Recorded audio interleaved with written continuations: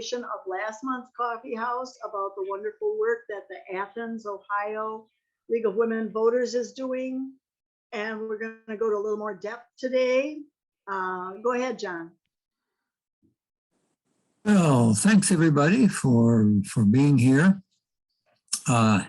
What Bo Young suggested as a follow-up to what we did before was to be able to we presented what we had done, what our local league had done, and I'll go over that very briefly, and to extend that into a little bit deeper consideration and critiquing, in a sense, of the features of a monetary system that we drew up, a monetary system that would support the values of the League of Women Voters. So what I want to do today is kind of two stages of this that sort of mimic the process that we went through with the League. And the first phase really is to identify those values, or we could call them aspirations that we have for the country, that would be served by monetary reform. So we have to look at our values and see how they may be thwarted by the monetary system. And we might see that they might be thwarted by other proposals too, or supported.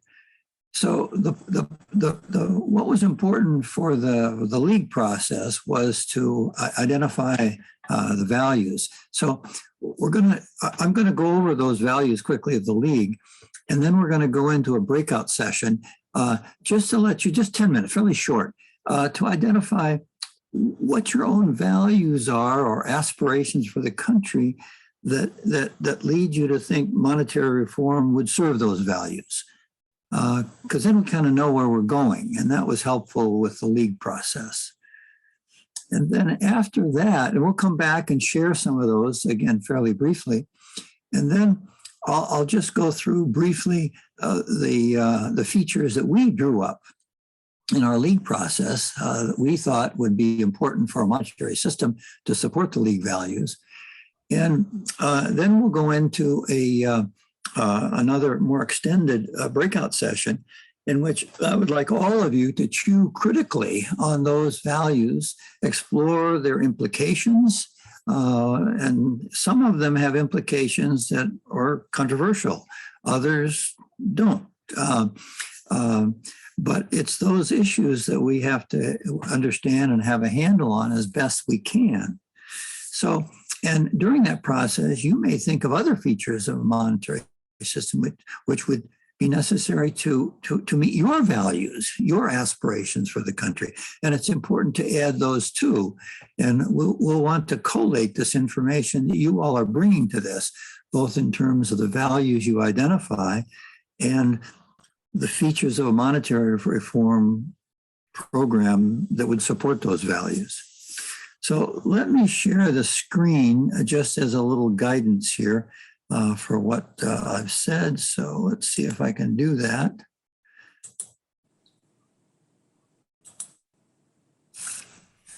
Okay, slideshow. Okay. Slideshow from the beginning. Okay, so here we go. So this first step of the way, and I showed this slide last month when I did this.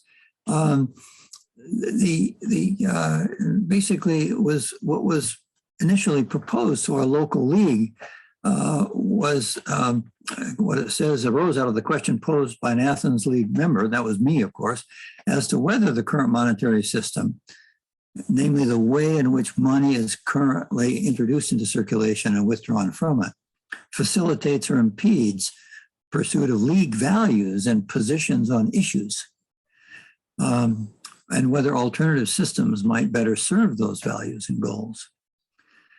Now, for the League, what we had to do was to say, okay, what are the values of the league? And the values of the league are published, the national organization, in a document called Impact on Issues, a Guide to Public Policy.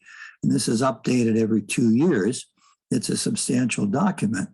So what we did, the early committee work, was to go through that and pull out those values that the league has that seem to be relevant to the monetary reform, values that would be either supported or thwarted by the monetary reform.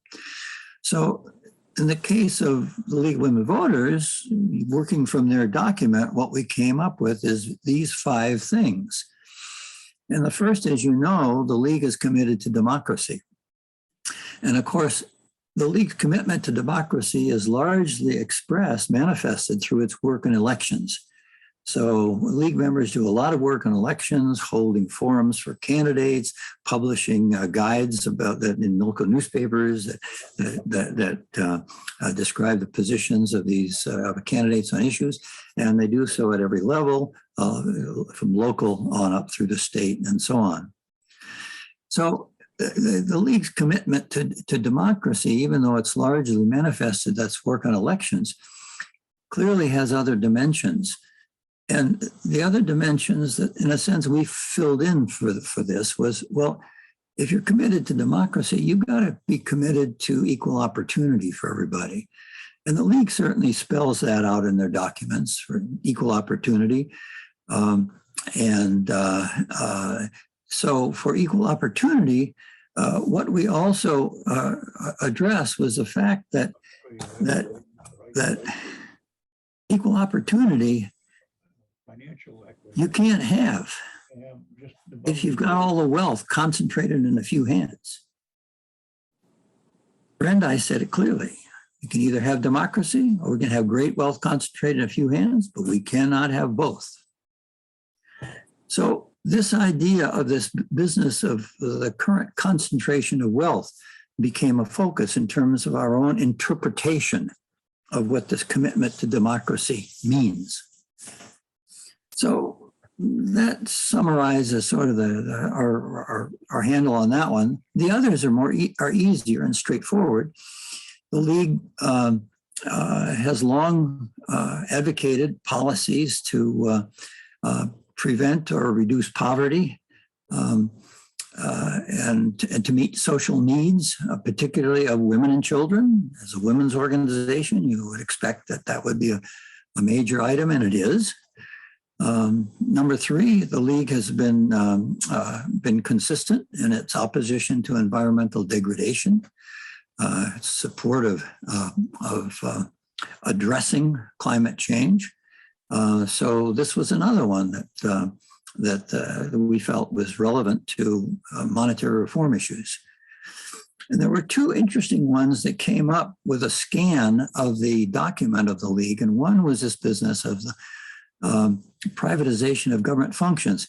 The League expresses a reservation about this idea of privatization of government functions, and I think this came up when Social Security when privatization was proposed for Social Security, and a lot of people in the League said, "No, don't do that."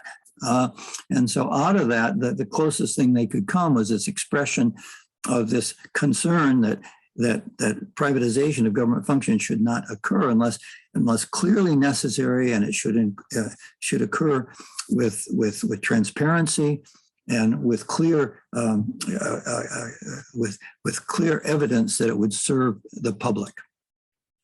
And the final one is the League's promotion of responsible fiscal deficit policy. So again, they didn't come up with any specific amount that is too much. They just said they were concerned about high deficits. So those are kind of interesting connections. They didn't play a high profile role in the consideration that has gone on over the last year. It's the first 3 of these that have been the focus. So given with that, what I'd like to do at this point is to essentially go into the first breakout session. And I want you to kind of consider what are your own values or aspirations for the country, for the world, that would be served by monetary reform. In other words, what are we trying to prove? Monetary reform, in a sense, is not an end in of itself. It's a means to these other goals, these larger aspirations that we have for our society and for country. So I think it would be interesting for you to perhaps kind of list these aspirations. And we'll just do this a brief period of time, 10 minutes, and then we'll come back together and share some of those before going on to a more detailed consideration of the specifics of the proposal.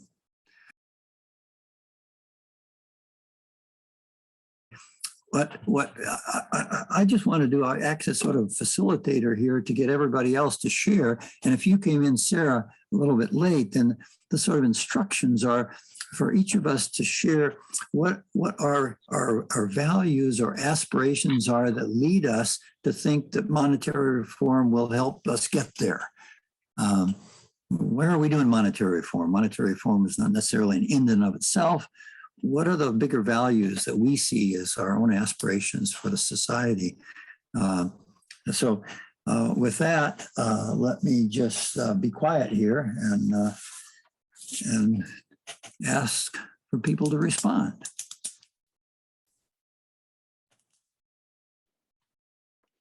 I shared the Google Doc in the comments. Is there anybody that wants to record our responses?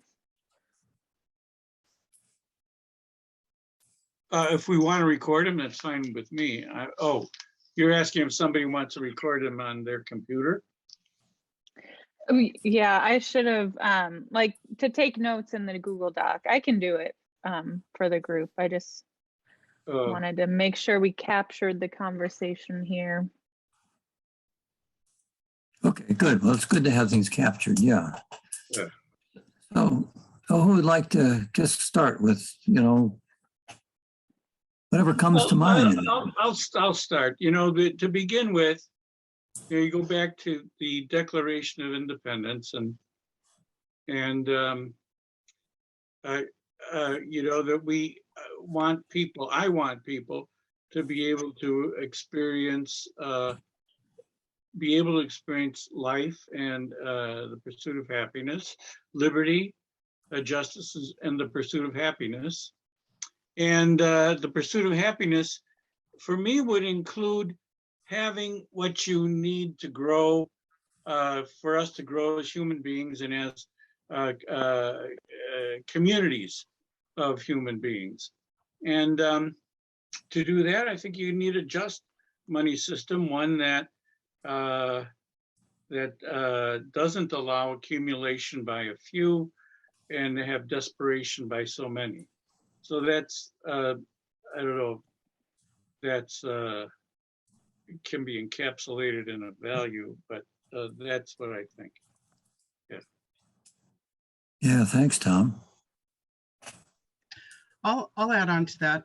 First of all, I listened to the most recent meeting. Lucille Eckrich sent me the link and invited me to tonight's meeting. And I just recently joined League of Women Voters here in my community. Of course, respect the work that they do and everything, but I'm a new member, just FYI. I volunteer for Moms Demand Action for Gun Sense in America. And just as Tom was saying, the idea of there being such inequity, so much of our gun violence, for example, comes from underserved communities and the acts of desperation to, it's very layered and complicated, but this is something that could address that in ways that we simply haven't done before. Yeah. Yeah, thanks, Sarah. Well, the thought that comes to me is integrity. I feel like our problem today is in many different areas that people don't really know the deep part of what's happening. The fact that people who are knowledgeable don't want to talk about finance. So most of the people, if you ask them who creates our money, They don't know. This is like a purposeful hiding from the majority of what we need to know to just function as a democracy. And there's so many issues like this. For instance, I mean, just because we're dealing with Ukraine, you know, long before everybody, you know, I didn't really think Russia was going to do it, but because I was hoping that Putin wasn't lying. But to me, the first factor was fear. And nobody dealt with the fear of how close, you know, we were afraid when they had nuclear weapons in Cuba. I don't know how far away that was, but how far away, how can you reduce the fear and solve the problem? And so to me, sometimes we beat around the bush, don't tell the truth in terms of the whole truth. We don't actually attack the root of our financial problems. I mean, I feel like that's what we're trying to do on AFJM. So, Jan, say more about the kind of values that you seek, the aspirations to which monetary reform will contribute. How will it change things in the way that you aspire to? all right, I guess the best word would be transparency and maybe accountability. I don't know. I think there's lots of adjectives that could go into that we're so lacking as a society. I mean, what you're doing with the League of Women Voters, or what any of the rest of us are trying to do, is have some influence around this. And so I've been struggling, you know, as an older person, as a new person here in Wisconsin, et cetera, I've had to ask myself, what is my sphere of influence? And at my stage, it's low. And so that's why I've been trying to seek out people I might know to send information to. I wonder if, I don't want to say any more, but that's okay. Yeah. Ryan, why don't you speak up? One of the questions I want to throw out is, how would our lives or the lives of people we know and we love be influenced in a positive way by monetary reform? How would you see them being helped? I think the most important thing for me would be having those of us who are, you know, most in desperation, with the least access of money, having that first pick of money. I think that it's important that money is in the hands of the people, not the people who already have it, but the people who need it the most. And I see whatever monetary system we have has to take that into account and has to think beyond. We have to think about the communities that are hurting the most, and really assisting those communities first. I'd like to add to that too, that, you know, we have people that are very wealthy that take great pride in being charitable and giving to, you know, they're very philanthropic, and somehow that absolves them from what they're doing with money that is completely not philanthropic. And so, you know, like the robber barons, you think of that, you know, just the idea that, you know, I have all this money, so I'm going to make my community better. And somehow then you're going to pretend like I'm not the bad guy that made my community bad to begin with, by taking all the resources and making, you know, taking the time and effort of the workers that I employ perhaps, and then I just keep on raking in the big bucks and maybe give you some crumbs. Right. Sarah, another aspect of what you bring up, which is very important, is the fact that if they're giving to charity and they have these philanthropic concerns, they're giving money to different things. The problem is that they're the ones deciding what to put the money into, not the people.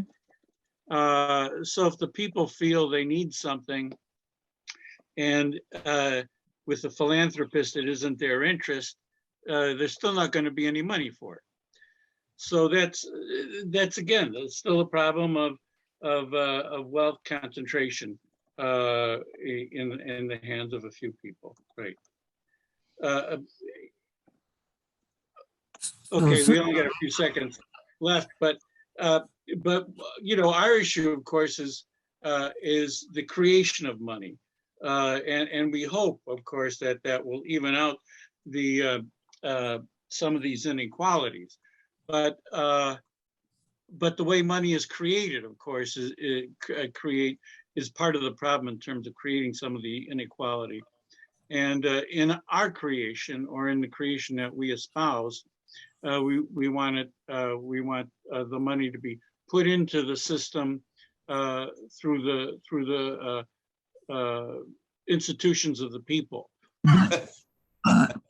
Let's just hear from the various groups. I don't know, are the groups numbered and so on for some of the ideas that came out? I mean, one of the ideas that certainly came out in our group was the sense of the fact that the inequality of wealth distribution affects people that we care about because they are exploited essentially, and that's the kind of thing that we see as monetary reform as possibly helping to fix. What about other groups?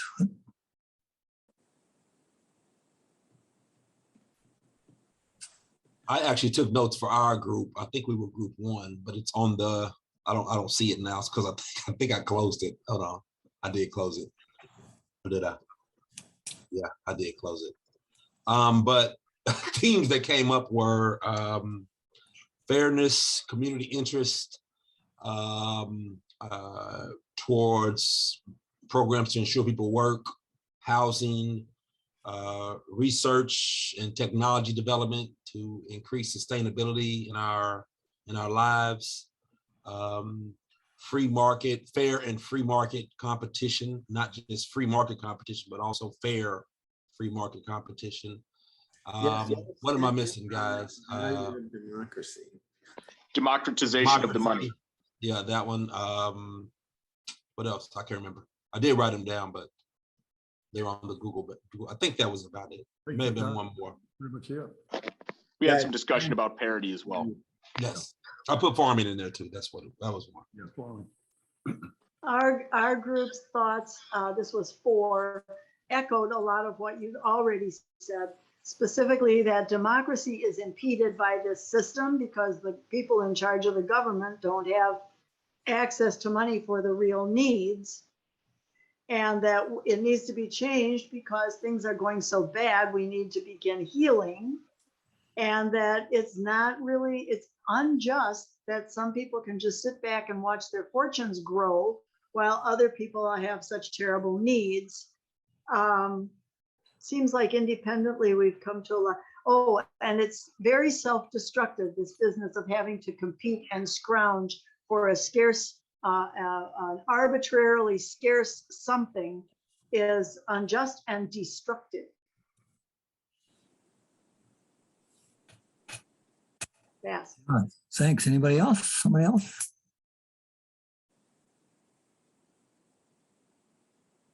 Well, we all agreed and supported the 5 main points, and we kind of used the opportunity to get to know Steve Olszewski and where did you go, Ed Drebby, a little bit better since they were new to us. That's important too. I'll add from group 5, I think Tom may had the first remark and kind of summed up the direction of our conversation. So this isn't word for word what Tom shared, but this is my best attempt. But Tom started with the Declaration of Independence and, wanting to achieve life in the pursuit of happiness. So having what you need for us to grow as human beings and communities, we need a just money system or something of the sorts that doesn't allow accumulation by a few and desperation of the many. So I think that really led our conversation in group 5. So we heard from all the groups. It's Stephen. I can give a quick word. I don't think we had any one leader. I know Joe was sort of moderating or facilitating a bit, but Ben was new to our group, and Ben had some ideas and had written about those ideas. Sorry, I just got a prank call. And one of the main ideas was that we can have different, perhaps this is my way of thinking about, we can have different things going on, but that we should try to be united with central key ideas. And we're all working around some central themes or technologies for Ben that we may be working towards. Debbie Hillman gave her input on larger connections, and also the beautiful idea of UBI, universal basic income. And you two know Joe and I well enough, you can guess what we were talking about, but we were generally agreeing with people and wanted to hear more too, though. I'll stop there. Yeah, I don't know how you guys got so much in. We just barely got started. I thought so too, Joe. Gee. Well, group 1 kind of started out with the value of democracy, and we spent the rest of the time trying to figure out how you'd have a democracy without monetary reform. That's a good one. That brings up, Zarlanga had the idea, is he feels like, and I really like John's question with the how money should come in and out of circulation, how it was set up for the League of Women Voters. And it's such a crucial question. And for Zarlanga, who wrote Law, Science of Money, he would say, the money power, be it the Federal Reserve or some monetary authority, some public administration, he was totally behind and pushed for, was that it be equivalent to like a branch of the government, having some being independent in ways, and so it could have some little bit of elbow room to come up with its decision making on on what is the best supply of money. And it wasn't to take away Congress or anyone else, but it was to be honored as crucial. What I'm thinking about is actually moving on to the next stage of this. There's a lot more than we could say. These are very general terms. But what I want to point out to you, it doesn't do any good to talk about monetary reform with somebody who doesn't know anything about this until you tell them how it's going to influence something they care about. So, you can think about all these monetary reform. We all do this.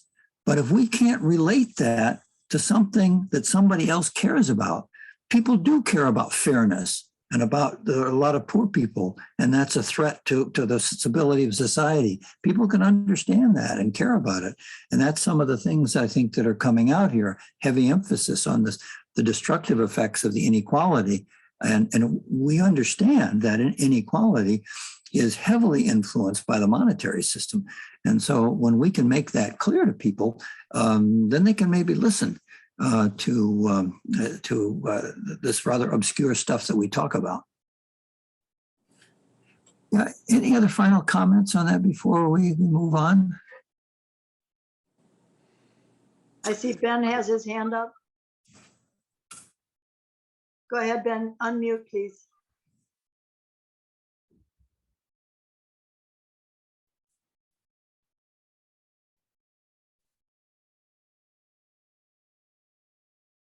There you go. As I started to express in our little group, I think that we need to focus on a bigger objective.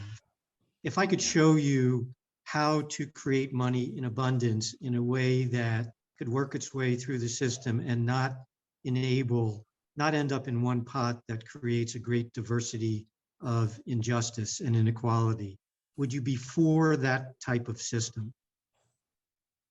I think the answer is yes. So I'm just going to imply that is possible, and it is possible today. But what it is not possible with is doing it alone. It is not possible to do it without a large expanse of consensus. And what you need to do is, and this is my opinion, is connect with other similarly minded groups that are concerned about the global monetary system and create a plan that the groups embrace and that is simple and clean and that you can explain to the rest of the world in clean, simple terms, such as if we decided that we were going to create money through a blockchain system and do it in a way that is governed and do it in a way that, let's give an example, just create funds. We recognize that clean water is a major issue around the world, but we recognize that not having equal systems of education are necessary to elevate humanity. We recognize that we need the total brain power of the humans, every individual born on this planet, to help solve the massive problems that we've created. And we can do that, we can bring them into play and not waste billions of minds that will never be enabled to achieve their innate potential by creating a global system of education. And that system can be enabled through an education fund that's administered in a way that gives the best educational instruction at all levels of the educational pyramid and transmits it across a global platform and use this fund to create the money for that purpose. And using the current technologies that are available to us through blockchain, you can design that money to reach every hand that it needs to reach in order to produce this system, and then design it so that it never builds in one pocket when it gets to the end, it evaporates. Thank Let me you. interrupt, Thank you so Ben. much, Ben. Very helpful. This is not the place to go into those kind of details. We're Okay, talking about that's the fine. overall thing, but we're going to go, there'll be an opportunity later on as we go on to talk about the specific kind of proposals, the features of monetary system that we were in, and you'll be able to develop that at that time. So let's move on to the sort of second phase of this. And let me just briefly screen share again. Let's see, here it is.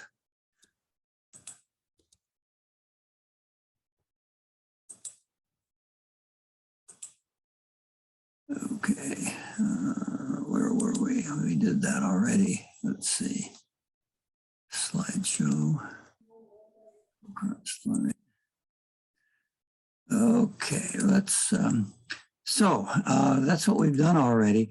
So what I want to do now for the second phase of this is present to you the features of the monetary system that our little group came up with. And keep in mind, again, they were operating from the point of view of wanting to support the values that they have articulated. And they certainly include the values, many of the values that you've brought up in this discussion, in terms of concern for equality of opportunity, in terms of education, in terms of social needs and these kind of things, and a commitment to a fairness that democracy promises. So, and out of that then came these features that we're going to go through very briefly. And then after I present these features briefly, we're going to go to another breakout session for you to critique those and possibly add your own. And the idea is to specify the features of a monetary system that you think would be required to meet the aspirations that you have for where you want the system to go, aided by the monetary system. And then we'll come back to the large group and try to bring some of these ideas together. And what we might have is some suggestions for alterations of the ones that we've come up with, and maybe some suggestions of some new ones. So we hope, again, people will keep track during the small groups. But let me go on then in terms of reminding you what these features were that we came up with, okay? And the first one was the obvious one, which is not controversial at all, that monetary system is supposed to come up with a medium of exchange, and one that should be easy to use for everybody in society. I mean, you can certainly discuss about whether or not the current system does that. It certainly presents a medium of exchange. It's not so easy to use for everybody. Everybody can use dollar bills pretty easily and coins, but not so much the bank money, for which access is somewhat more limited. So that's one that was pretty non-controversial. The next one was that there should be a steady value of money that is free from inflation or deflation. There ought to be a sense of security that your money is worth the same thing now as it will be tomorrow, and not have to play games in terms of having to anticipate these changes in the value of money.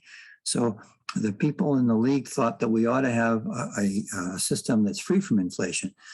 And again, you might want to discuss that. There are people who say, no, you need some inflation in order to discourage hoarding of money. And then there are people who have proposals to how to get around that in terms of demurrage and so on. And many of you are familiar with those kinds of mechanisms. But in any case, what the league thought is it simply ought to be free from inflation. And so that's where we came up with. The third one, again, is pretty non-controversial. It ought to be a system that's free from these booms and busts. It ought to provide us with a stable economy. And this is what our system is famous for not doing. And everybody who manages the system is aware that these booms and busts are bad things. The changes that occurred with the introduction of the Federal Reserve law itself reduced the frequency of these booms and busts, which had been very frequently periodic prior to that time, back in the 1800s and early 1900s. So everybody thinks that it ought to be free from booms and busts. But of course, the question is, well, how do you do that? And that relates to some of these other issues that we have here. So that's the first three. And the next three then that we came up with was that, well, wait a minute, maybe I just ought to stop here after the first three to simply ask if anybody has any comments that cannot wait that relate to these particular issues, booms and busts, inflation, or a convenient medium of exchange.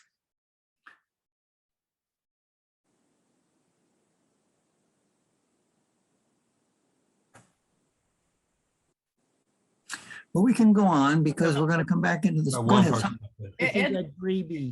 Bayard. Ed, go ahead. I have a simple question. Are we going to try to cover all 9 of these in 20 minutes? I mean, you've got a master's level thesis on every one of these. All we're trying to do is to share with you what we came up with and the implications of some of those to stimulate thinking about these things. We are not going to come up with a full solution to everything with this conversation. You're right. There's a lot here, and it can feed further discussions. But we can go on here. Because any one of these things, as you know, monetary reformers can talk about these things for days on end, and we can do that. But what we're going to do. Mike Holden has his hand up. Good. Let's hear what Mike wants to add. Good. Yeah, I was just going to add about, so is a unit of account on this list? Is that being considered here? Store of value, medium of exchange, unit of account, typically the the big Well, that's a three. good point. It's not mentioned here in our particular ones. We weren't thinking about that, and it might be something that could be added. An account of value is sort of implied by a medium of exchange, but it's typically separated specifically, so that could be done. So thanks for bringing that up. Yeah. I have to call on Ed Dreby right now. He's shaking his finger.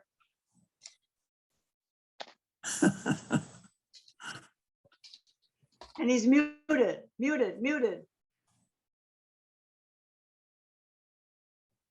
Sorry. One of the things that has been striking to me is this business of free from inflation. When the idea is that prices shouldn't go up, even though the resources that are used to make the commodities may be increasingly short supply. And this is basically sort of the assumption in standard economics that there's no limit on the supply of resources. And I just think we have a real problem with the assumption that governments should prevent prices from going up when we know that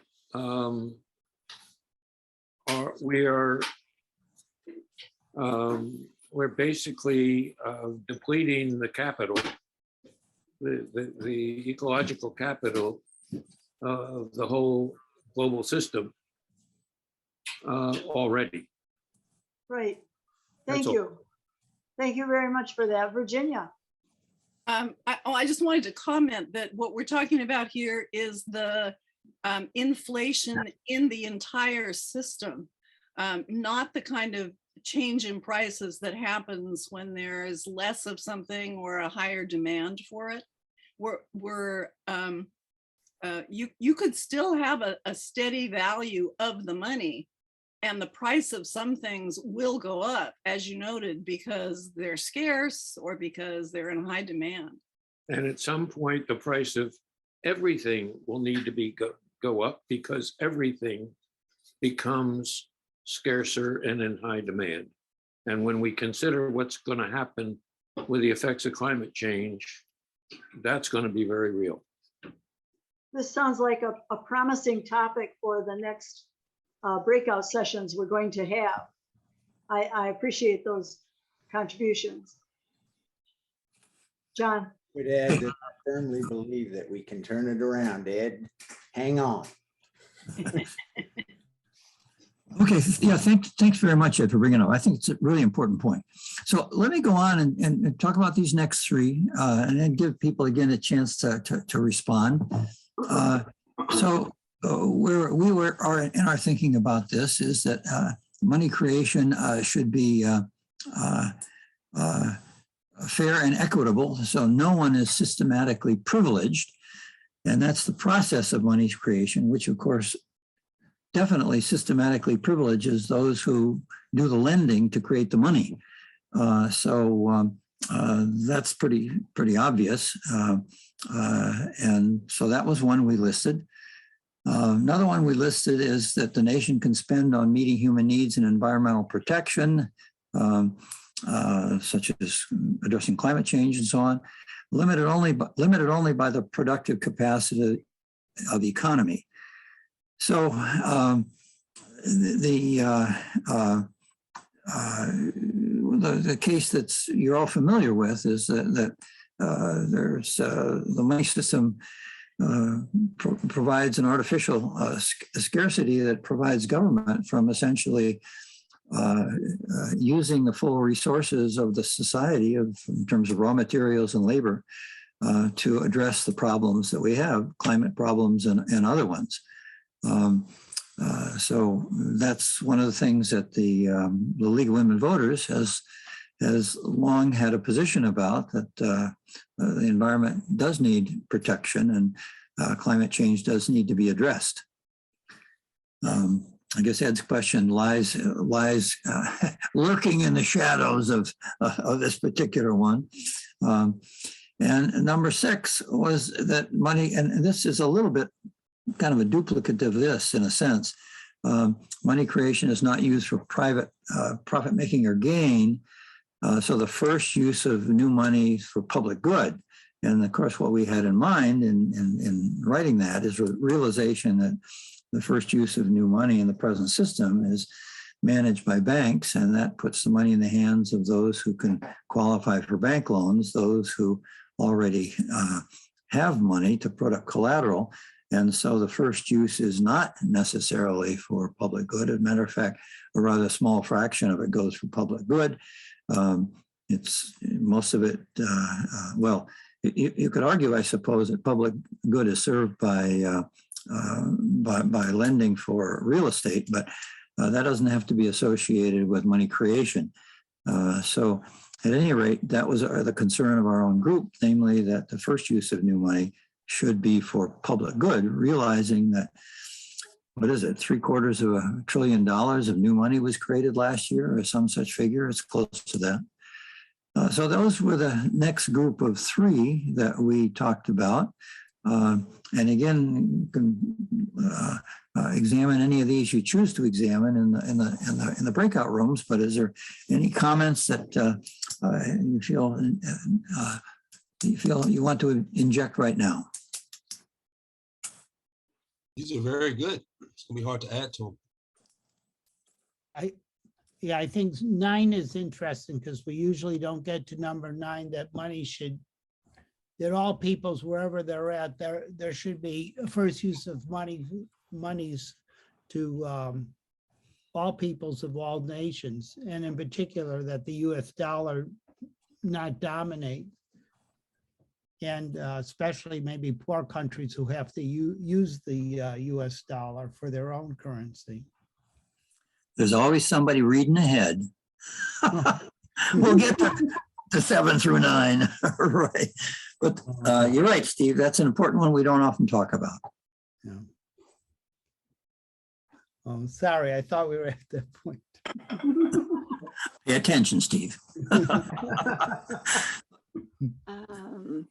Okay, well, the last three, we'll kind of go over these fairly quickly, and then you can go into the groups, and in the groups you can choose whichever one of these you want to talk about. And one of the things you should try to do in the groups is if somebody brings up a subject, try to stick with that subject for a while in terms of exploring it, rather than just putting in your own ideas and ignoring what's been said before in front of you. So try to have a conversation there as best you can. So the last three then, and this is the one that's, of course, essential to us, essential for us monetary reformers. Money creation does not require increasing debt.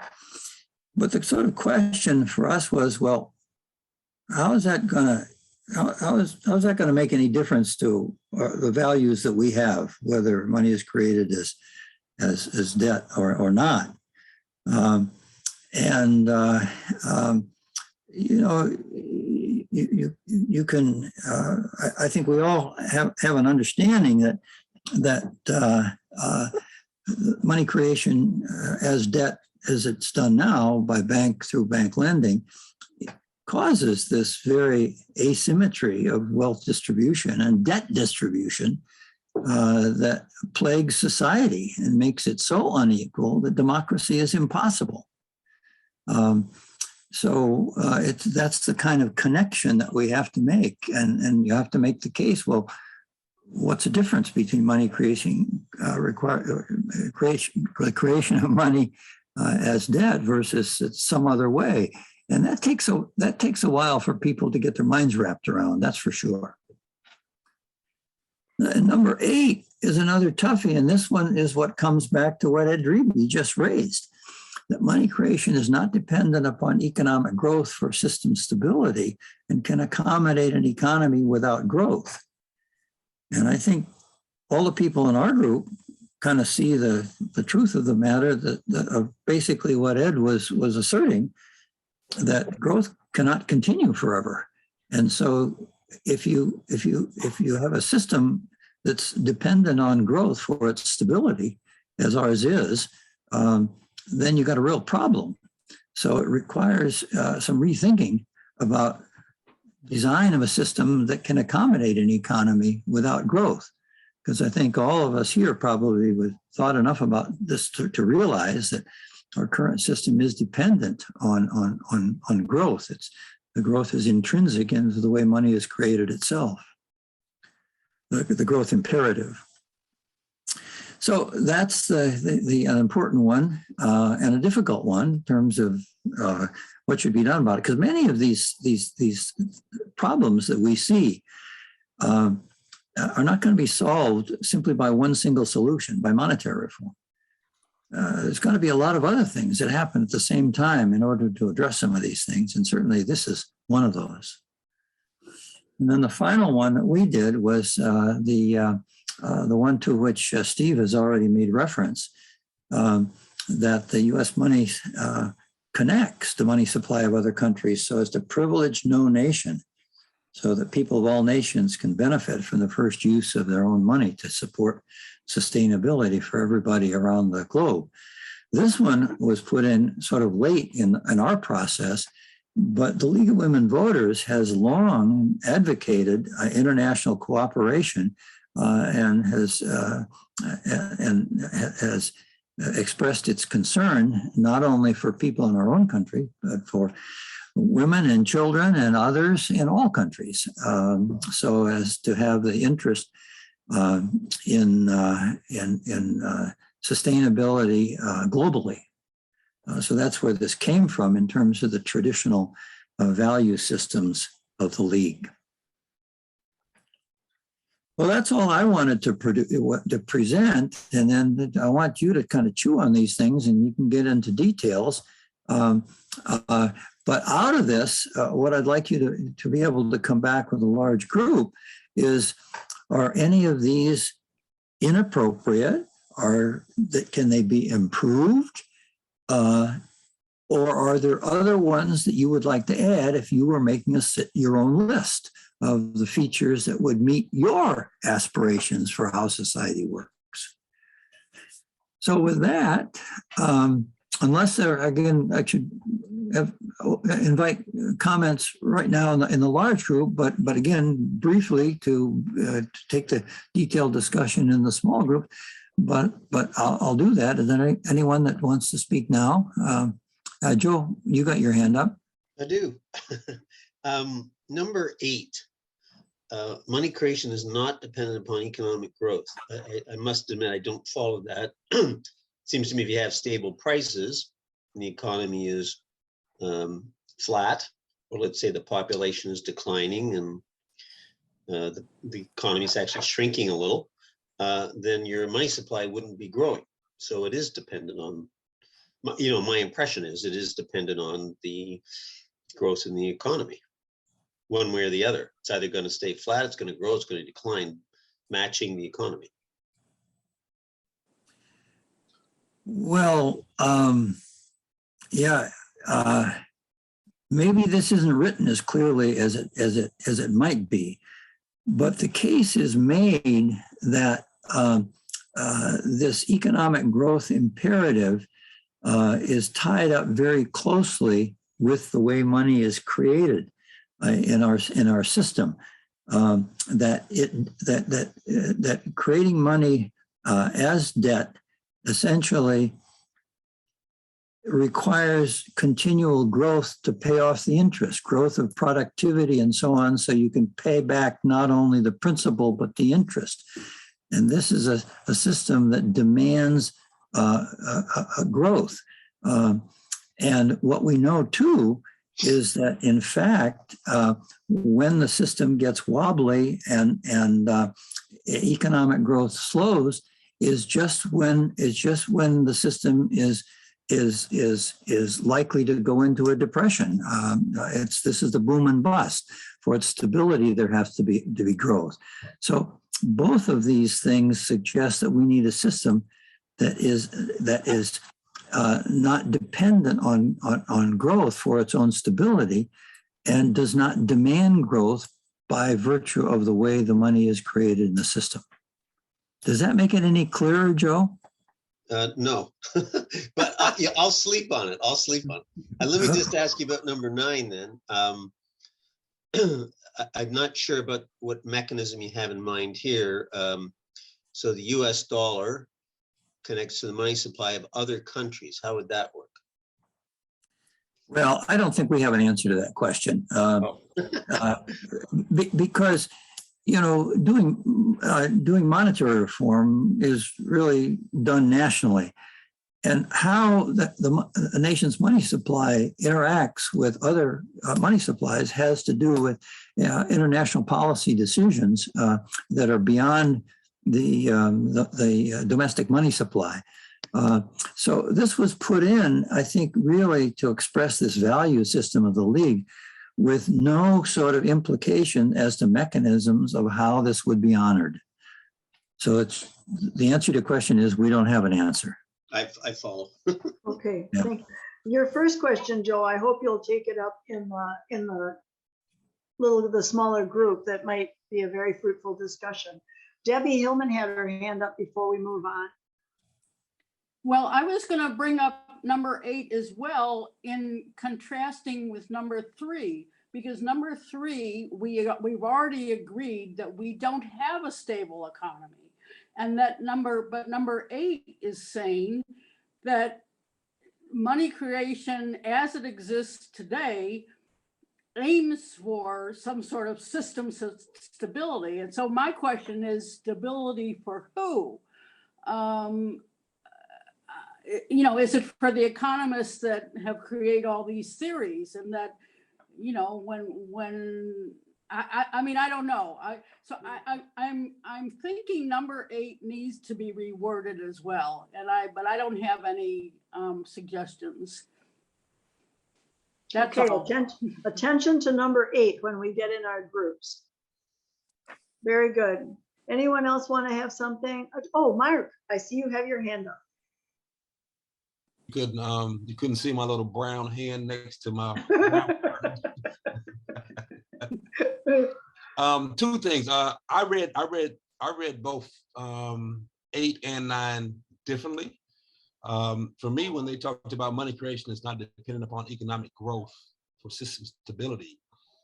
Right now, money creation in the banks is dependent upon economic growth. And so to me, I'm looking at the way I read it, and I agree it probably could be worded better, is that you don't have to collapse the system because you don't have economic growth. So for instance, let's say Social Security.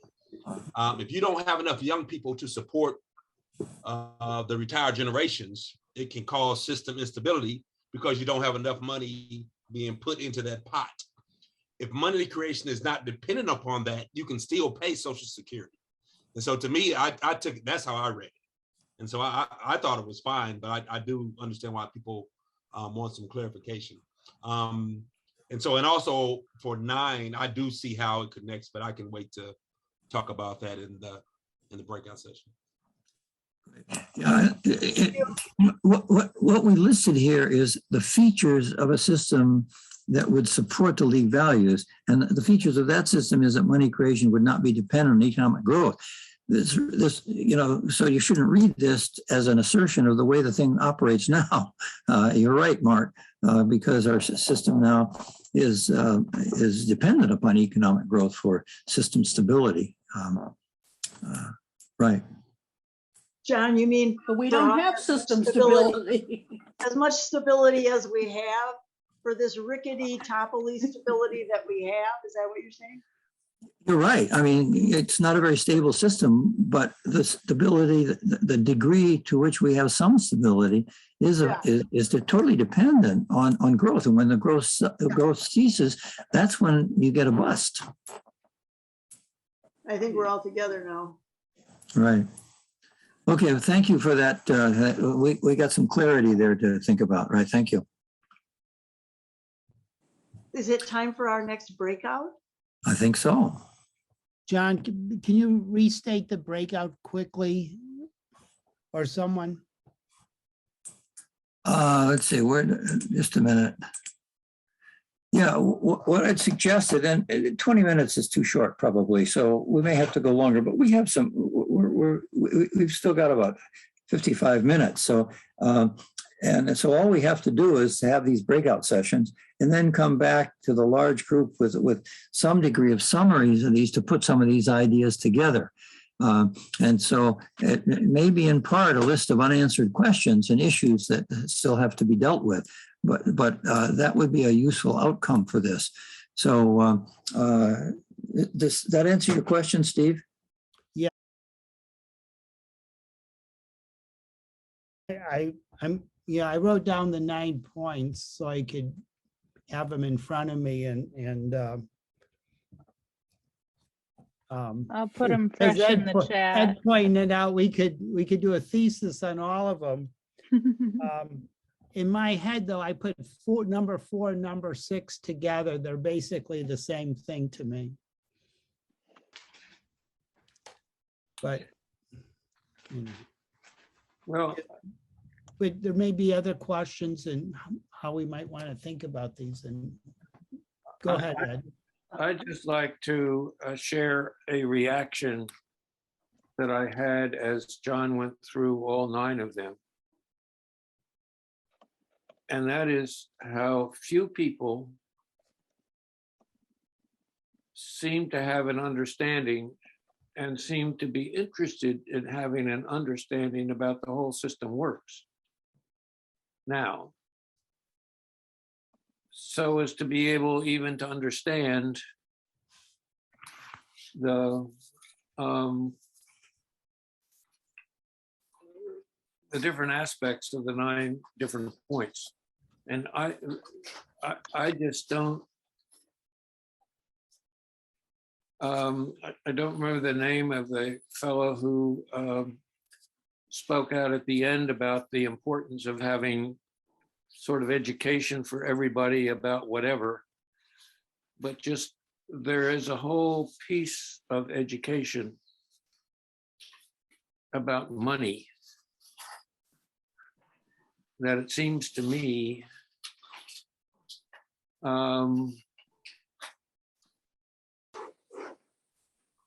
has to be a foundation point for even beginning to understand the 9 different criteria that John described. And I don't know what to do with that, but that's just my reaction.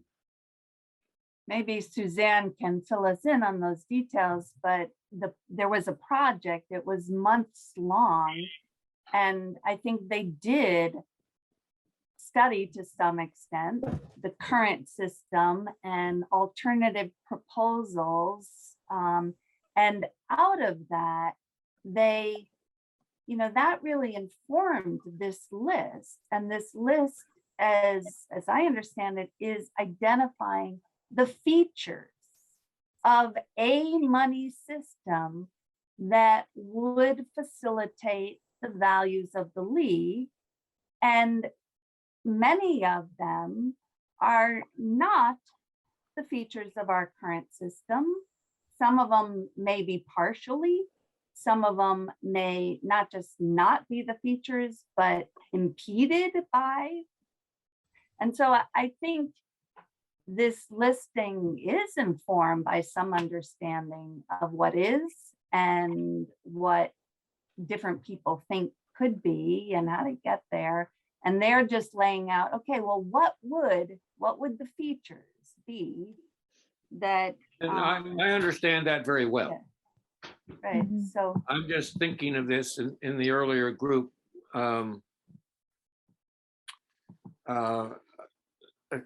A couple of us are involved with Friends Committee on National Legislation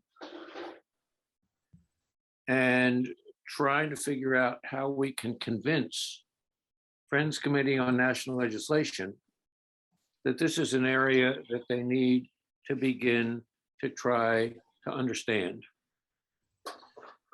And as we went through this list, it all makes terribly good sense to people who've spent some time on this. And a piece of the difficulty for me is that within the General Committee of Friends Committee on National legislation, national legislation, there are 250 people, and the number of people who have enough understanding of the fact that the money isn't created by the government is so few that until there's some kind of understanding of that, it's hard to make use of this list. That's all. I'm just Suzanne, frustrated by it. do you have any comments to add? I shared some resources in the chat that I'd like to dive into, but if you have anything to share first. I agree with Ed. I think that the number one issue that we're dealing with is people don't believe there's a problem. Most people are so convinced that the government creates money that they just kind of blank out the concept that it doesn't. And so how to break through this ignorance and apathy is a real challenge. You know, you can't address a problem. I mean, you can't give people a solution if they don't think there's any problem. You know, And I don't think the financial establishment is any help in that regard. Of course not. I mean, you know, you talk about propaganda, Mhm. and well, enough said. Yeah. I mentioned this in the first group, this whole problem. I don't think we can call people stupid when their government and those involved in finance are purposely making it a shadow, keeping it in the dark. Yeah. And I was interested in the questions or features listed. There was no comment on the stock market and that it's the largest gambling casino in the world. And we all know who caused the housing depression in 2007, 2008, and other depressions.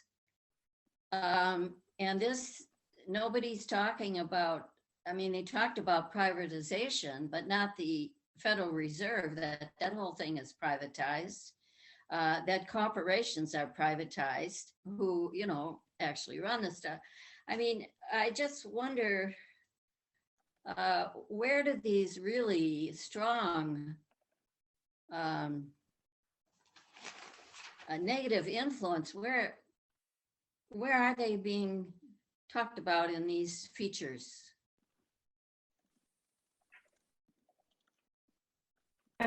That's a good question, I think, Jan. And, you know, the way I think about that is that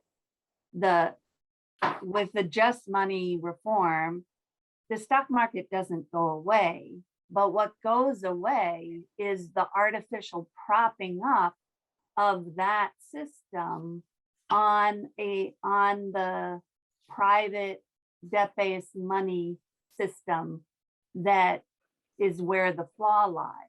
And you know, just what you referenced, the too big to fail banks were part and parcel of that, the mortgage crisis and the financial collapse. So it's taking out that artificial propping up of it, and investments will come closer to home, I think, and have to sink or swim on their own without this part of artificial propping upness. And whether or not the features of the money system itself have to say that, I'm not sure, because it's where it's said is that you know, money isn't created as debt, I think is somewhere there. Yes. And Yeah. that it's the first use of all new money is for the public good. That's there. That's how money originates. So, you know, but I think the point you're raising is that that concern needs to be spoken to somehow. And other than, you know, the explanation I just gave, that I think will fundamentally, as I look at a just money system, it's a life as we know it is going to look very much the same. I mean, business as usual, and it's going to be fundamentally, radically different at the roots, but it's still going to be a market economy. But it will, you know, so, but convincing people who, you know, don't think about it, that, I don't know, yeah, it's hard.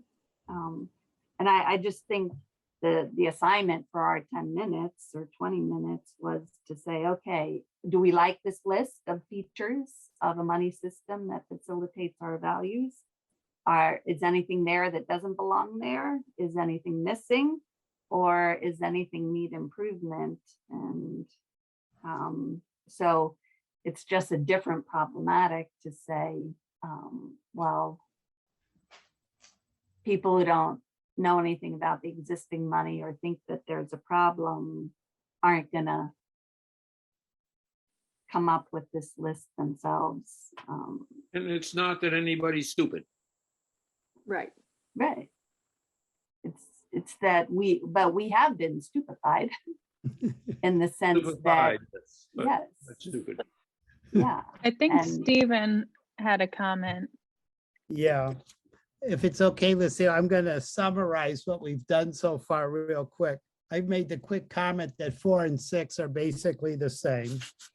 Ed has made the comment, and I've listened to Ed talk before, so I have an unfair advantage. So I'm going to tell a story that Ed told maybe about 1 or 2 decades ago.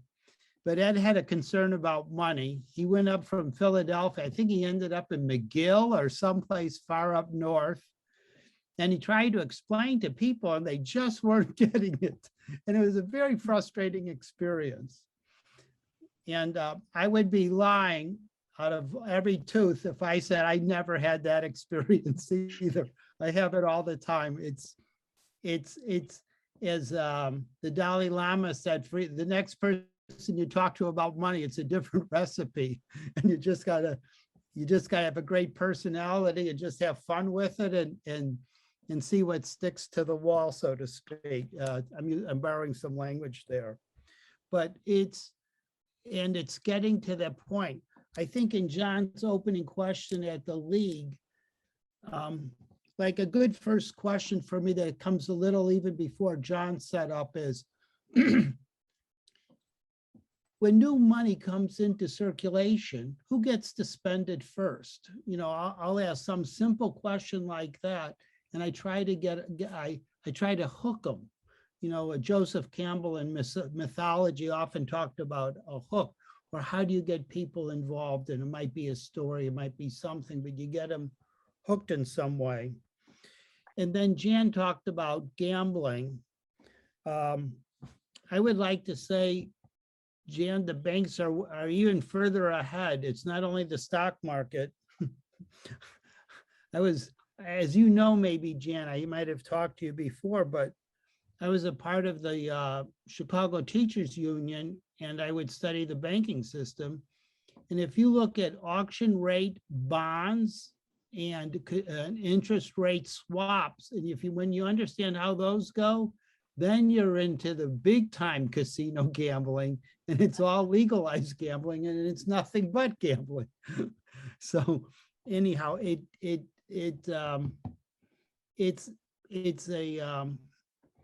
so there's a lot of casino-ness. And when Mike Holden brought up the concept of parity, he's talking about a power economy where the gambling part is reduced closer to what are the true costs of production.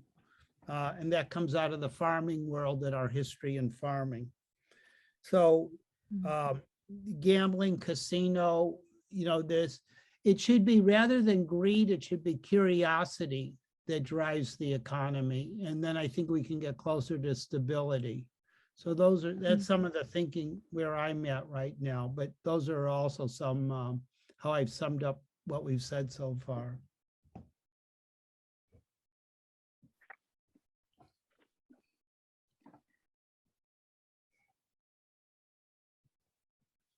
I think it's, and maybe this is a point we could dive into more, when you shared number 4 and number 6 as being similar. I think Lucille made a comment that, number 6 kind of drives the point a little bit further. But what are other people's thoughts on that, on number 4 and number 6? A brief summary of number 4 and number 6 would be helpful for those of us who have very poor memories. Number 4, money creation is fair and equitable. No one or one group is systematically privileged. Number 6, money creation is not used for private profit making or gain. First use of new money goes for public good. And that for me goes right back to the question of understanding where money comes from and the difference between I guess what I've come to think of as pocket money. I mean, it's not from me, but pocket money and bank money, or money of exchange and money of account, and the extent to which the way the banking system has developed since the 1930s has been such that almost our entire money system is money of account. And so few people understand that. And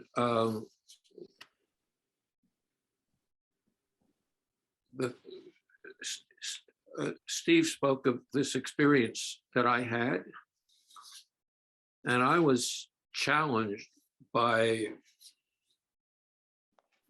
several professional economists who told me I didn't understand anything about the money system. And yet within the model that they're working with,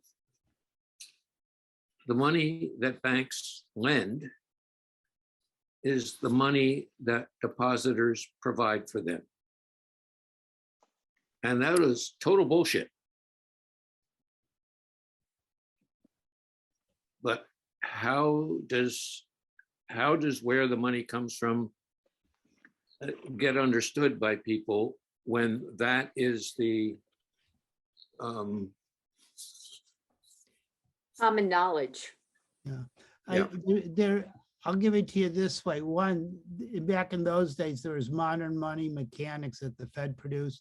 Nowadays, the Fed just put out an article, a 40-page article last month, Ed, and it agreed with you. It was total BS, and they explained how money is created by the banks themselves. So if I get your email, I'll send it to you. But I think I have it, Steve. Okay, the challenges today I find with central bank digital currency, and there's a lot of, it's another generation of thinking that's gone on, in the last 20 years. So there's a new world that we've got to deal with as best we can. And, it's, anyhow, I'll stop there.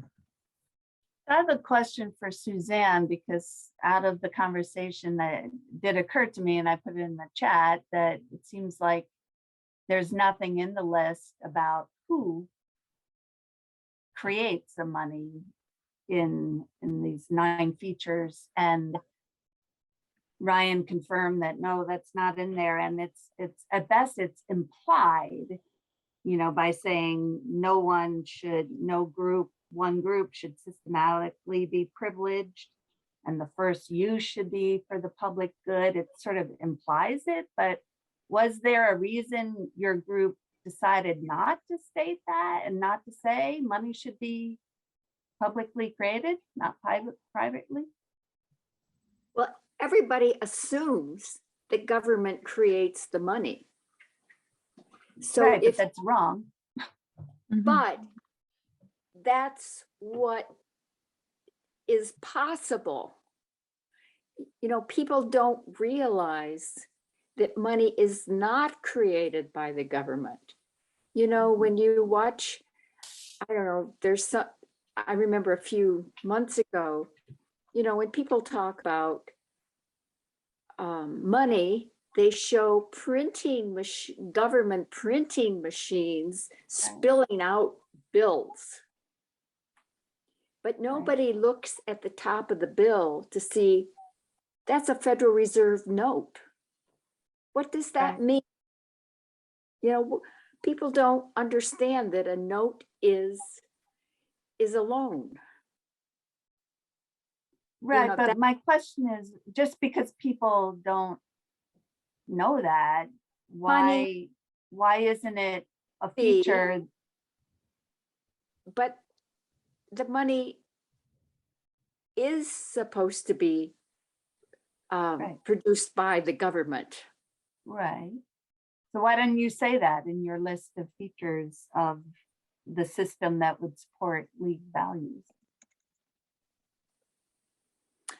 This is interesting. It takes me back to what I understand about the Federal Reserve Act when it was passed. And that William Jennings Bryan was determined to vote against the Federal Reserve Act. And that he was told that he should vote for it because the government was creating the money. Mm-hmm. And what wasn't made clear to him was that the government was printing the money,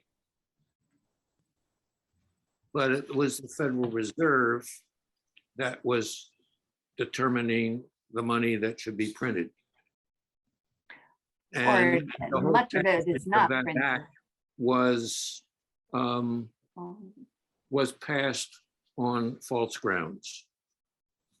And there seems to be some indication that Woodrow Wilson came to understand that and said he was the most miserable of men because he had agreed to this thing. And then there are arguments made online about whether he ever actually said that or not.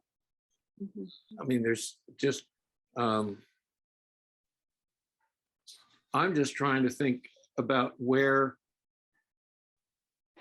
something could begin that was 0.0 or whatever, having to do with the difference between pocket money and bank money. And that in order to make sense of all of these things, that needed to be a starting point. And I don't know how to deal with that in relation to, I mean, as you've said, the League of Women Voters went through all of this process, so they understand, I mean, the group went through all of this process, so they understand it perfectly well. But where do you have to start in order to understand it? Yeah, I think, you know, going back to this discussion, I think the League points out that the creation of money is a government responsibility. You know, in the sort of condensed version maybe that we're talking about right now, and that the other concern that the league had was outsourcing federal responsibilities. And people just don't understand that the government outsourced the creation of money. They could take that responsibility back. And they outsourced it to the banking system. Right, Yes. and it has nothing to do with paper bills or even coins. Because even back in 1913, a ton of it was account money. Right. And that's the point, is understanding it's money as a unit of account in a ledger. And it doesn't matter, it matters what form, but the bulk of it takes a digital form, whether that's electronic or a paper ledger. But all of it should be publicly created. Go ahead, sorry. All I'm saying is Ed is correct. You know, you have to correct people's concept of who actually creates the money. They don't know that banks create the money. They assume the government is doing it. And it's not their fault that they don't know. Ask your question again. I thought it was very interesting and could generate a lot of conversation.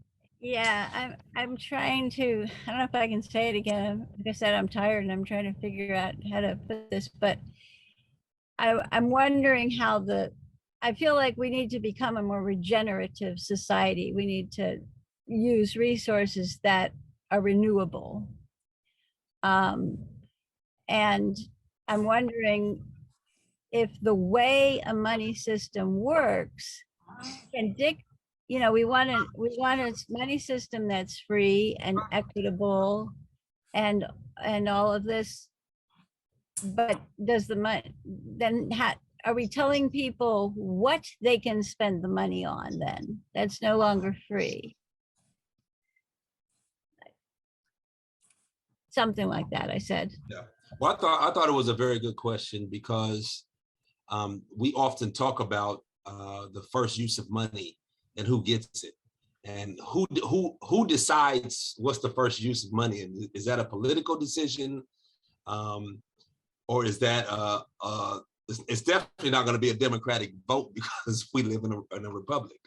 And so I thought it was interesting because I've often thought about that because I've heard people comment and say, well, oil companies will no longer get money. Well, how do you stop them from getting money? You can't just necessarily stop them from doing what they're doing. And it almost sounded like some people say, well, we'll just cut them off. And Adrian's question kind of went to that. It made me think about that. Some of those conversations I've had with people that almost seemed like it was so prescriptive that it may be the right thing to do, but it was not a freedom, it wasn't a freedom issue, right? Yeah, well, there is an underlying sort of tension that occurs in society about this business of the recognition that things need to be global and things need to be more controlled and things that need to be decided by representative governments, however we have to do in terms of what we can do and what we can't do. And then there's this enormous reaction against this sort of constraining the idea of individual liberty. So that, there's legitimate tension there because the people who resist the idea that the government should be prescribing these various things, in this case, what we can spend money on, is an organization that the fact is it is susceptible to corruption and taken over by tyranny. I mean, in a sense, we have that in our own system now. It's a system that's run by the minority rather than the majority. So people have reason to be skeptical of government. And the fact is, I have had some encounters with the EPA that leave me completely understanding why it is that people think that government can't do anything right.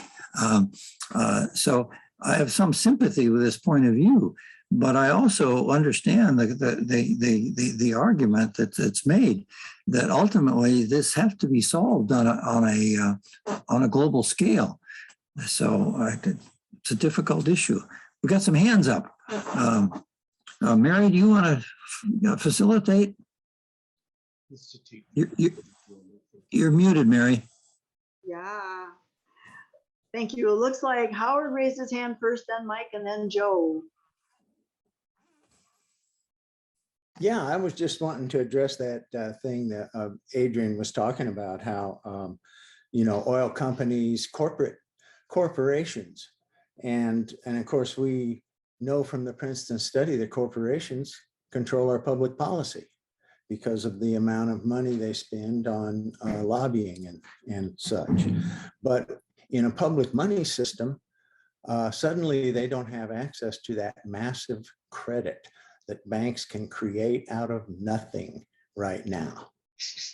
And government instead would be creating money out of nothing for the people, for care, for the needs of general welfare, the general defense, et cetera. And of course, we've got a lot of spending in that general welfare area to catch up on because we have reparations and climate change and all the environmental damage that's been done. We've got to regrow the soil, et cetera. So that's one thing. And then government, we often talk about government being this baddie, but government's a tool, and it's a tool of those who control the money.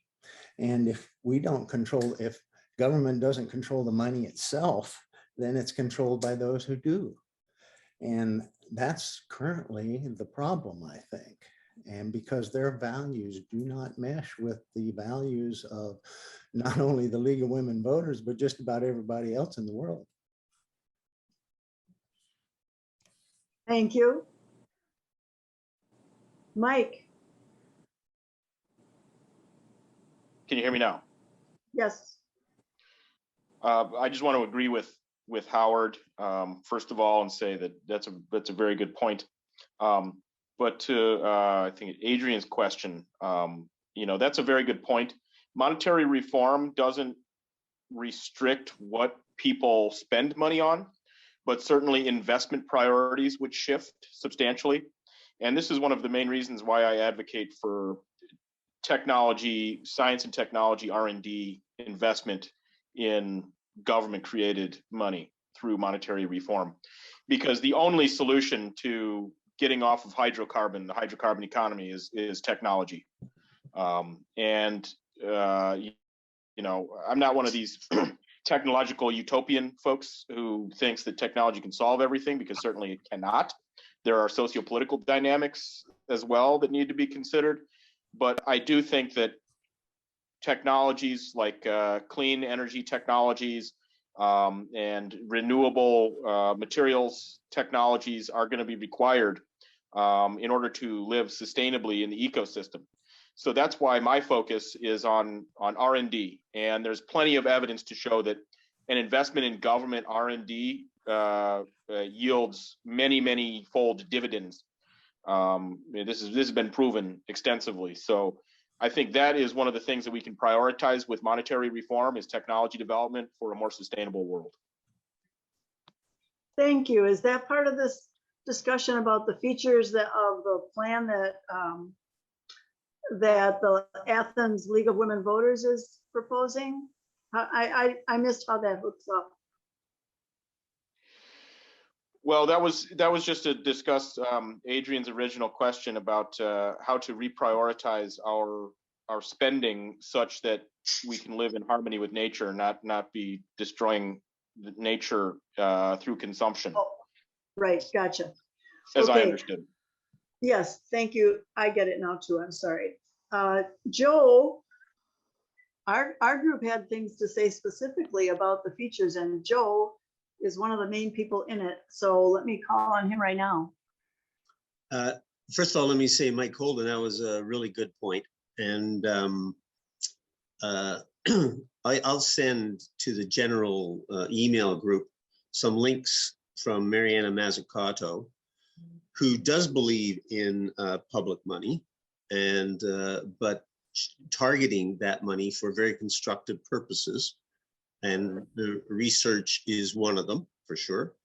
And she said, if I remember correctly, that the public venture capital banks are far bigger than the private ones in the world. And they have generated phenomenal, she always talks about the moonshot and how that was accomplished. She has a book called The Entrepreneurial State, and all of that fits in with what you said, Mike. Hey, Joe, could I jump in and real quick just say that I actually gave a presentation in 2015 to AMI about the entrepreneurial state. I have a presentation on that, and I'd love to discuss it with you because I think that's really critical. That her book, you mean? Yes. Yeah, I agree. She's to me, she's the best economist to follow in the world. At any rate, yeah. In our session, we, I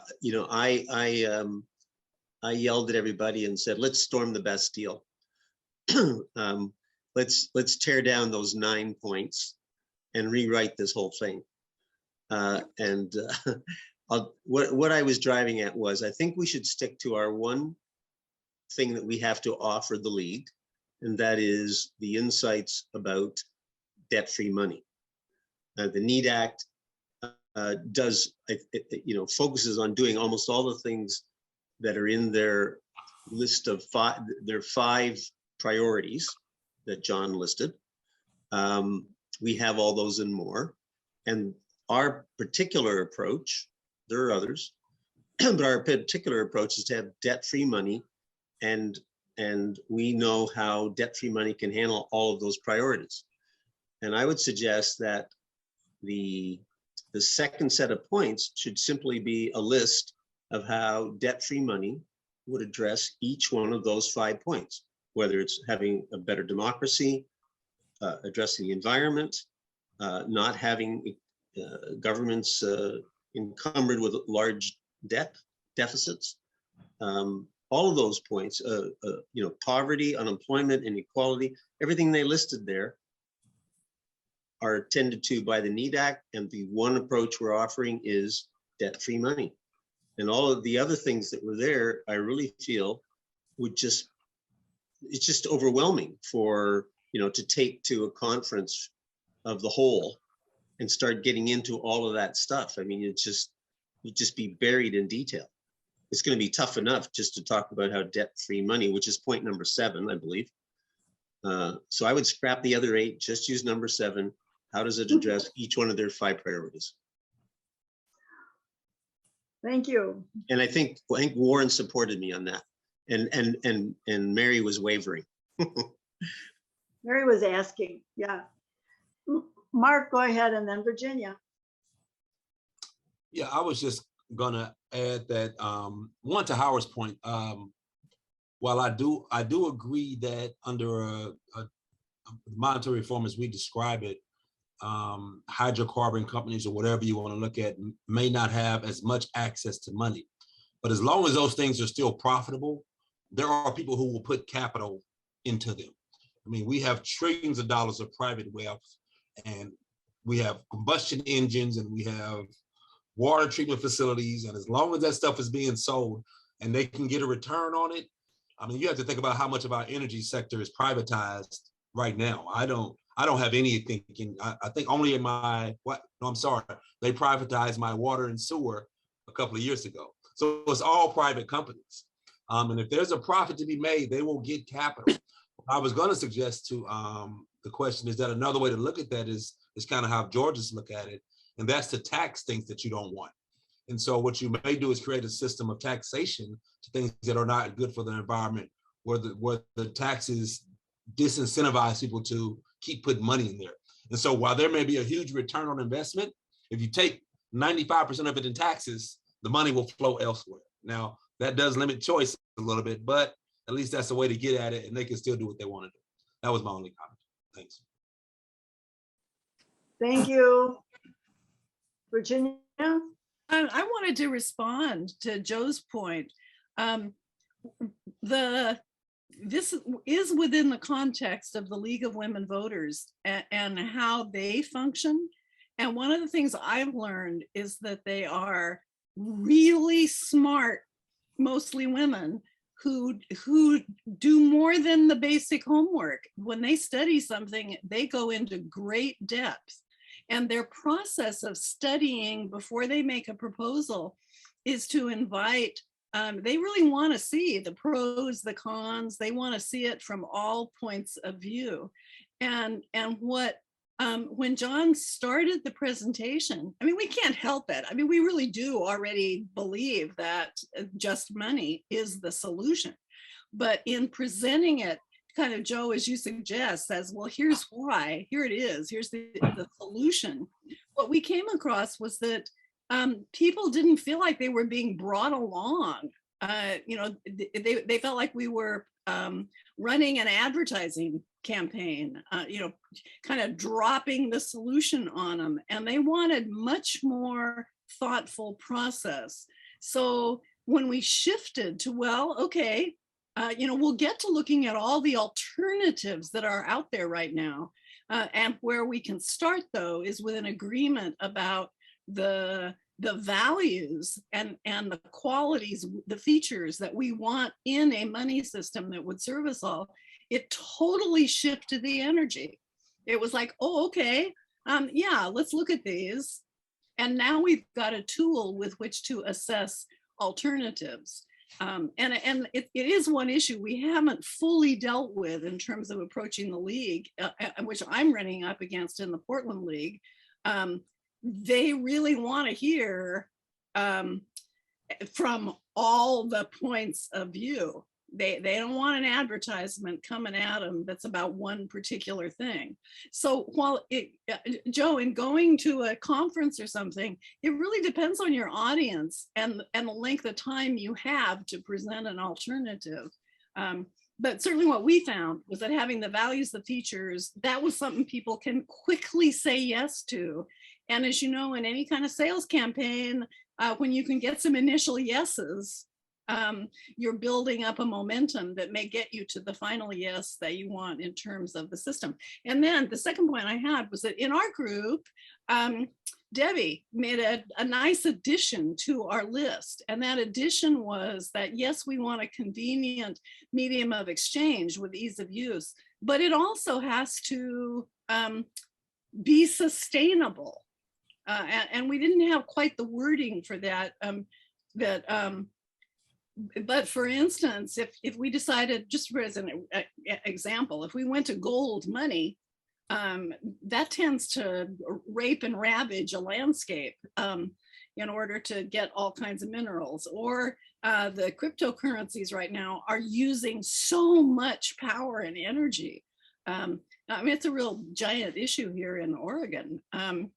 So underlying that was the need to have a currency that is not a burden on the environment or the people or everything that we want. So we didn't figure out how to word that, but that was the concept that needed to be added. Thanks, Thank you. Virginia. I tried to express that. I was in the group with Warren and Joe and Bayard, who had to leave. And I tried to say, I don't know if you guys know the League of Women Voters, how deliberate they are. But but thank you very much for bringing that up. There's Sarah Breeden is a new person here, and I don't know if she would care to add anything here or prefers to just listen, but want to make sure Sarah knows we would love to hear from her if she feels like it. And I see that Bo Young is suggesting, go ahead. If you'd like to, Sarah, go ahead, and then I'll make a couple announcements before we wrap it up. I was invited by Lucille, and I was just telling her that I'm really still in the soaking it in stage. I think I made it through several links that she sent me and the most recent Zoom recording from this group. And conceptually, I'm sold on what I'm hearing and what I read and watched. But I'm really nowhere near in a position to try to explain this to other people. Or, I mean, not that I think I'd be there next week even, but just the idea of being able to articulate what I've learned to other people, I don't feel confident in that at this time yet.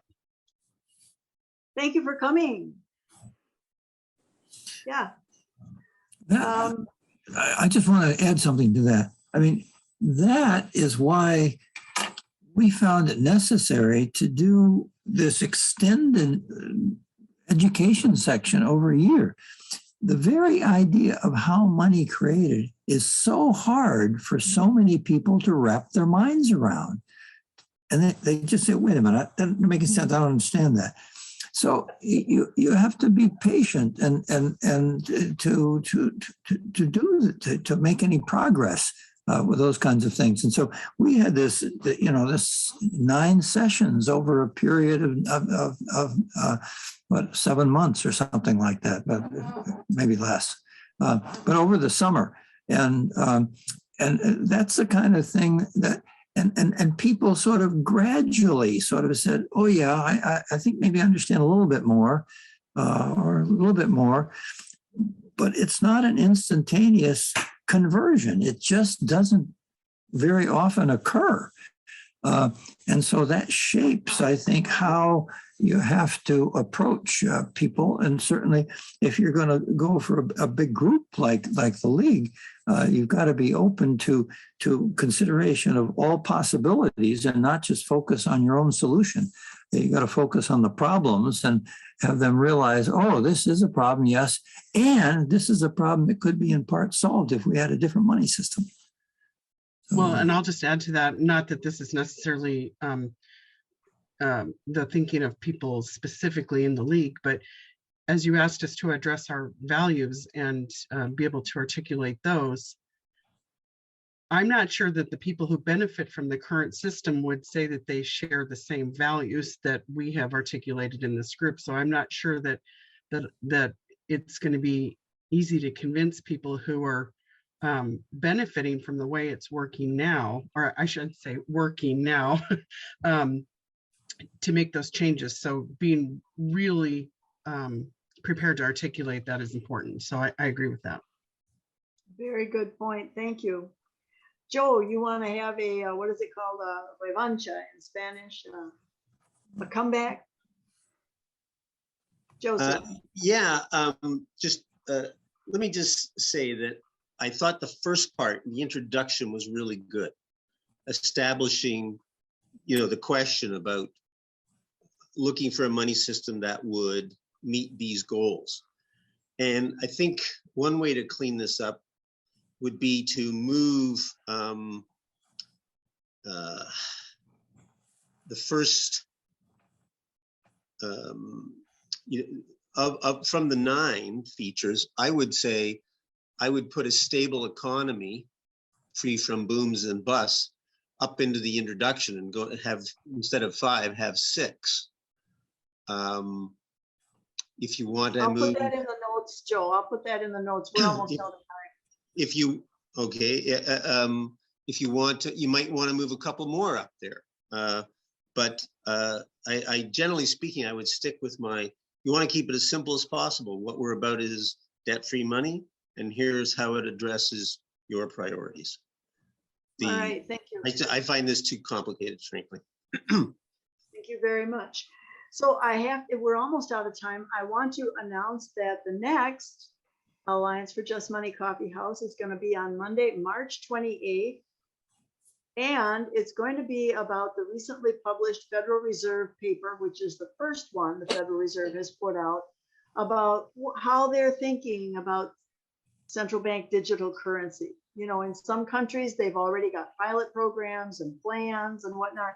And the Federal Reserve in our country has put out this paper pretty tentative and with a lot of curlicues that we are going to try to read with some care and discuss on March 28th at the Coffeehouse. I also want to remind everybody that AFJM has a lot of ways to participate.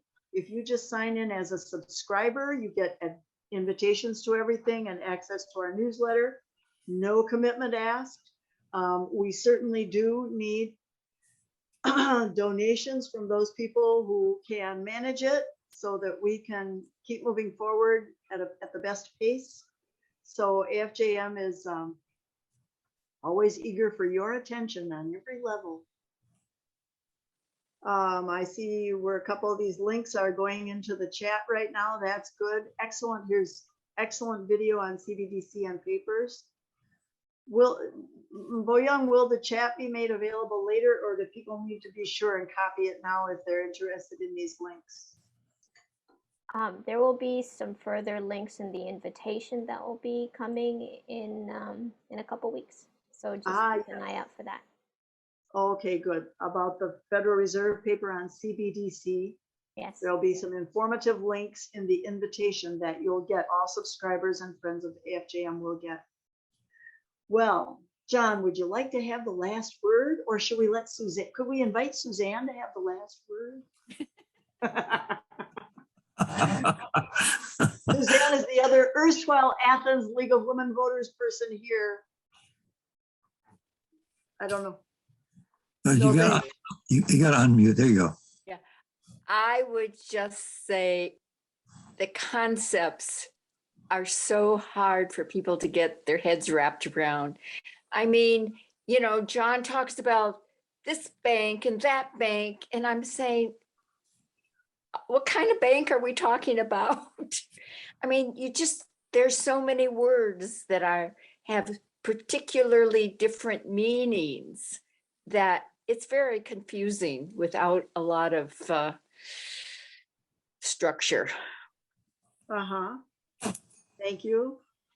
Thank you. I really appreciated everyone's comments tonight. I'm hoping that it will help the Athens League if they want to refine their document a little bit. They'll something to think about. Thank you. Hey, thank you for your input, everybody. Lucille has a question. Oh, I'm sorry. Hi. It's not a question, but it's a sober note just to briefly end this meeting on is we're working on this monetary reform. There are many older people among us. There are some younger people. There are many people who've been doing this all their lives. And there's one person who has been working on monetary reform for much of the last 20 years, I think, of his life, whose name is Will Decker, and who is not here tonight because he passed away this past Monday night. And so we at least wanted to, some people in the room know this. We were informed by a friend of his earlier this week.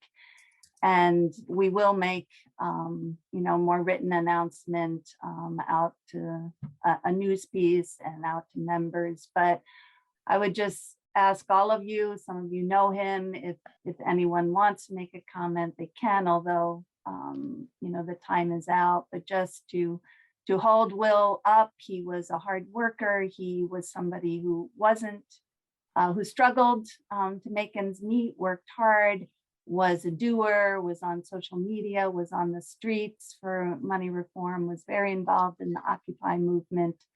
And he showed up, he read Zarlanga, he talked to people in his own community, mobilized them, and he's not with us.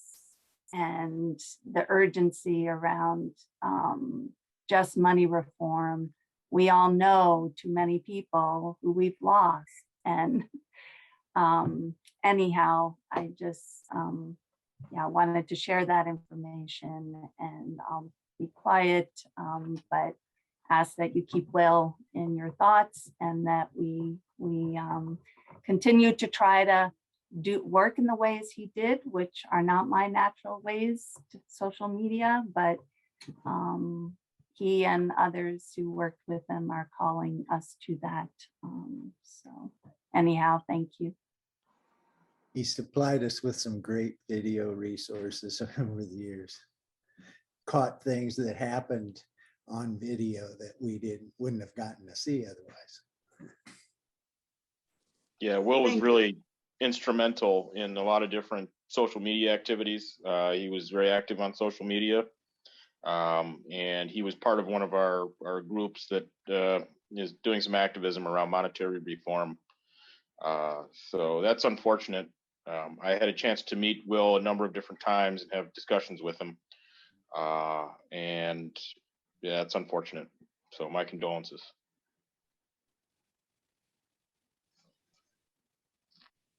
Thank you, everybody. Thank you for tonight. Thank you to Will.